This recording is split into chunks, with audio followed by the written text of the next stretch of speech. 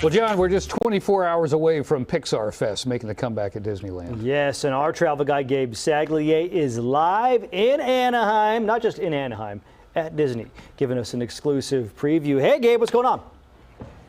Hey guys, listen, I've been moving around the park. I'm at Disney California Adventure Park, and you said it, Pixar Fest is back. You know, it premiered in 2018, and now it is back. So I'm calling it Pixar Fest 2.0. So a lot of some of the classic themes, you know, are obviously part of this. Our classic friends from Toy Story and Monsters, Inc. and Cars, and some of the newer characters now making their first time appearance here from movies like Luca and Coco and Turning Red. So really, it's a wonderful way of kind of tapping into some of that nostalgia that Pixar has brought to the mix, and some of those new characters. Inside Out 2, also part of the mix. That's the film that's coming out on June 14th, as you know. And you were saying when we talked to you last that this is not just you know, parade. There's food involved, and well, that's what gets my attention. Yeah, so here at Disney California Adventure Park on May 10th, they're going to launch 6 different food and beverage marketplaces inspired by some of these films, like Coco, like Ratatouille, like Turning Red. So it's going to be sort of a wonderful gastronomic, internationally inspired, and of course Pixar inspired food fest for sure. So that's a big part of it. But you mentioned the parades. I want to really quickly touch on what I did last night, which was attending the Together Forever Pixar nighttime celebration. That was next door at Disneyland Park. Just an amazing display of pyrotechnics and these wonderful visuals, not only against beautiful Sleeping Beauty Castle, but against the iconic buildings that line Main Street, USA. It's about a 50-minute show, emotive, emotional, spectacular. I loved it. But I want to bring my friend Dan Torres in because he is the art director of what happens here at Disney California Adventure Park during the day, Dan, including, you know, 8 different floats. And this is the guy who basically designs and creates these floats. This is the grand finale float, obviously. This is our finale float. But tell friends out there in Sacramento, and this guy's a fan of going up to the river up there and picking cherries and eating strawberries in the Sacramento Valley. How do you, the process of creating something like this? Yeah. To walk us through that.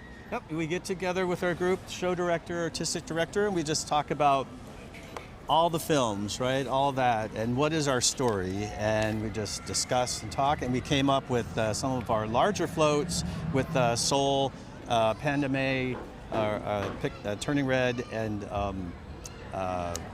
what's the other one there? Could it be Luca? Luca. Luca. And we chose those primarily because those are like human characters. Yeah, so we thought, let's do that this time instead of a car or an ant. Nothing wrong with that. Sure. But we start there, and then we just start to say, what is their story, you know, post-film? Yeah. What is that, you know, with their challenges and this and that?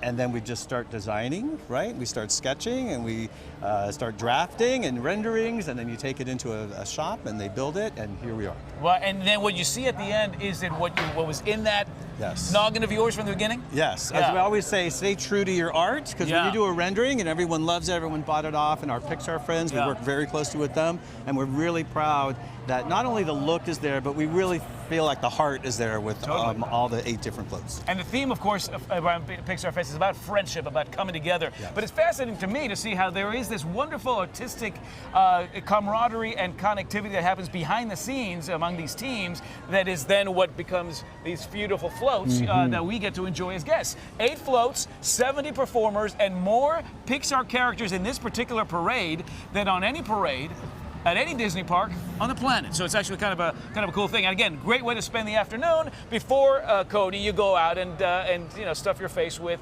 some of the great eating that can be done here across Disney California Adventure. Real quick before we go, I got to ask you every time you're at Disneyland, what's your churro count right now since you've been there?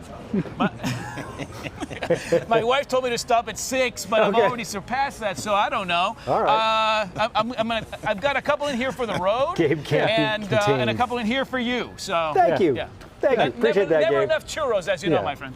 You always got to have a road churro. I got Good to you see a road you. churro. Thanks, buddy. Thank you, Gabe.